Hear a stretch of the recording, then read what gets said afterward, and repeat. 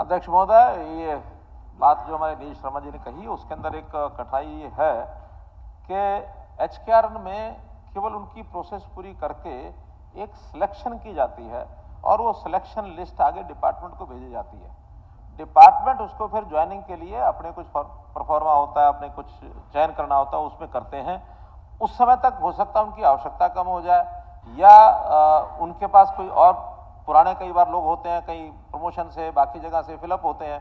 अब आगे चल करके हमने समस्या का हल निकाला ये है कि जो डिपार्टमेंट डिप्लॉयमेंट के लिए जितना रिक्वेशन देगा, वो रिक्वेशन जो देगा उसको अगर कम करना है तो सिलेक्शन से पहले वो कम करें और सिलेक्शन करते ही डिपार्टमेंट को मिल जाएगा भी आपके डिपार्टमेंट की ये सिलेक्शन हमने कर दी है, फिर उसकी ज्वाइनिंग कंपलसरी उसको करानी ही पड़ेगी।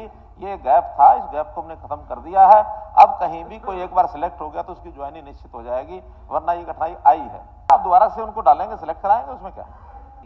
ये विषय तब ध्यान में आया कि जिसको ऑफर किया गया उसने स्वीकार कर लिया। वो आदमी था मानो सिरसा का और उसने नौकरी ज्वाइन कर ली। पंचकुला में मुझे नौकरी मिल रही है। पहले दिन वो अपने ऑप्शन से अपने आप करता है, किसी को अपॉइंटमेंट करके जबरदस्ती नहीं भेजते। बताते हैं ये स्टेशन पर खाली है, जाना है क्या, तो जाने के लिए तैयार हो जाता है और वो भी जाता है इसलिए कि आखिर में फिर किसी का पल्लू पकड़ूंगा, मैं बड़ा ट्रांसफर करा लूंगा। अब कठिनाई क्या आती है कि जो जहां पोस्टें जाना चाहता है वहां पोस्टें है नहीं, इसलिए वहां पोस्ट खाली हो तभी उसको भेजा जा सकता है। अब हमने ऐसा नियम ये बनाया है कि हम जितनी भी एचकेआरएन की नौकरी करेंगे पहले तो सेम ब्लॉक में करेंगे।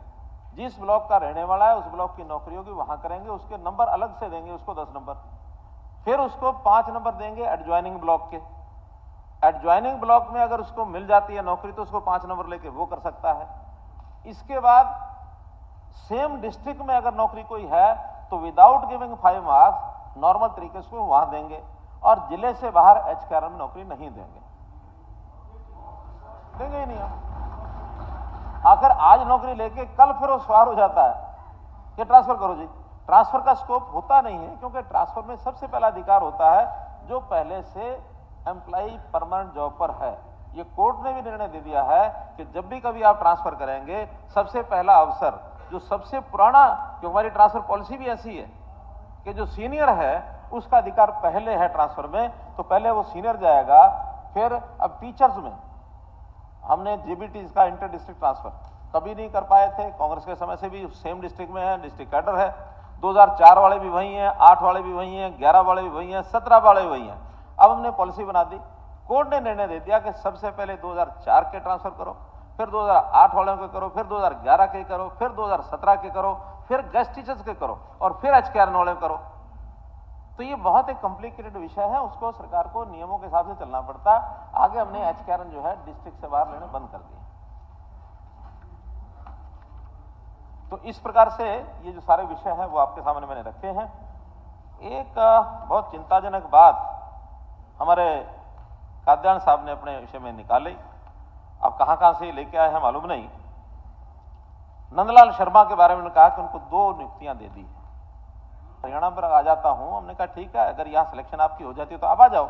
उसका इंटरव्यू लिया गया, सब बातें हुई और एक अच्छा जानकार, क्योंकि ये सारे एक्सपर्ट फील्ड होते हैं और वो सेक्रेटरी लगा है, ज्वाइंट सेक्रेटरी और सेक्रेटरी। ज्वाइंट सेक्रेटरी और सेक्रेटरी के जिम्मे ना तो कोई सीक्रेसी का काम होता है, ना कोई पेपर सेटिंग का काम होता है। ये पावर होती है चेयरमैन की। चेयरमैन को पता होता है किस एजेंसी से काम कराना है, कौन सी हमारी सीक्रेट ब्रांच में क्या रखना है। सेक्रेटरी तो सेक्रेटरियल काम करता है। सेक्रेटरियल काम में खास करके जैसे कोर्ट केसेस हो गए, खास करके टेबुलेशन करना है चीजों का, जो फाइनल रिजल्ट आ गया टेबुलेट करना होता है, उसको फिर घोषित करना होता है, ज्वाइन करना होता है, ये सारे विषय होते हैं। तो किसी भी सरकारी अधिकारी को 2-2 डिपार्टमेंट पहले भी देते हैं। आज हमारे कितने आईएएस अधिकारी हैं, 4-4 डिपार्टमेंट लिए बैठे हैं, 2-2 डिपार्टमेंट लिए बैठे हैं, सेक्रेटरीज भी कई जगह बैठे हैं और आपके समय हमारे समय सेम ही चल रहा है। तो कोई सरकारी अधिकारी को कोई एक सेक्रेटरियल काम 1 या 2 जगह दे दिया जाए, ये कोई बहुत बड़ा विषय नहीं है। इंचार्ज जो होता है उसका, वो चेयरमैन, एचपीएससी चेयरमैन अलग है, स्टाफ सिलेक्शन कमीशन चेयरमैन अलग है। इसलिए इसके अंदर कहीं कोई दुविधा नहीं है हमको, और योग्य व्यक्ति को योग्य काम ज्यादा भी मिले तो हम देते ही हैं। और जहां तक नंदलाल शर्मा की बात है, हमने चेयरमैन, हमारी जो कमेटी बनती है उस कमेटी ने उसको सिलेक्ट किया, उसका इंटरव्यू लिया, उसका बायोडाटा देखा। ये व्यक्ति, क्योंकि मुझे आपके लिखा हुआ यही था कि नंदलाल शर्मा को 2 जिम्मेदारियां दे दी, तभी मुझे मेरे पास वो आया, मेरे पास आया ऐसा था, लेकिन आप जो कह रहे हैं वो दूसरा व्यक्ति है।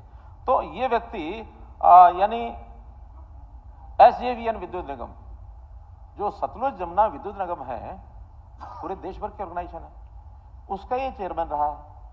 ये BBMB का भी कुछ समय चेयरमैन रहा है। और इस व्यक्ति ने हाइड्रो प्लांट जो SJVN का हाइड्रो प्लांट के साथ साथ थर्मल प्लांट भी छत्तीसगढ़ में सारी योजना इसने बनाई है। एक योग्य व्यक्ति कहीं से भी मिलेगा। और ये पावर का HERC का पद, ये ऐसा नहीं है कि भी कोई भी सामान्य व्यक्ति आके चला लेगा। आखिर ये HERC ही एक ऐसी रेगुलेटरी अथॉरिटी है कि इस रेगुलेटरी अथॉरिटी के कारण से पावर डिपार्टमेंट आपका कैसा चलेगा, उसकी फाइनेंशियल हेल्थ सुधरेगी कि बिगड़ेगी, बहुत मुश्किल से हमने इस पावर डिपार्टमेंट की हेल्थ को सुधारा है। आपके समय में 27,000 करोड़ रुपया उदय के कारण से हमने सरकार में अब्जॉर्ब किया है। उस समय लगभग 31,000 करोड़ रुपए का घाटा था। आज हमारी सारी कंपनियां, चारों कंपनियां, और वो जो है प्रॉफिट में आ गई है। और सौभाग्य से, हर्ष से मैं आंसर देना चाहता हूं, इस बात का डिक्लेयर करना चाहता हूं कि पहली बार हमारी कंपनियां, 2 कंपनियां हरियाणा की A+ कैटेगरी में आ गई है अभी 3 दिन पहले। क्यों?